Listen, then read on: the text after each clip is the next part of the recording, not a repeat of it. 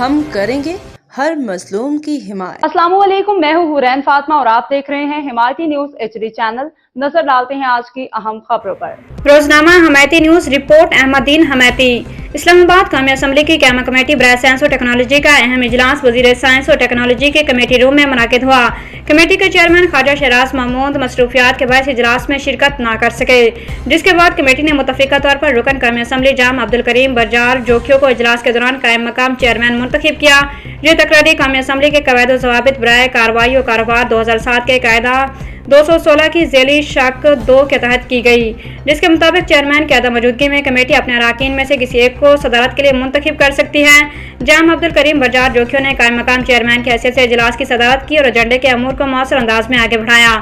Committee نے مختلف تکنیکی اور سائنسی معاملات کا جائزہ لیا اور متعلقہ وزارت کو مفید تجاویز بھی فراہم کی۔ اجلاس خوش اسلوبی سے اختتام پذیر ہوا۔ باخبر رہیے ہر جگہ ہر وقت، جانیے ملکی و غیر ملکی حالات و واقعات یقین کے ساتھ۔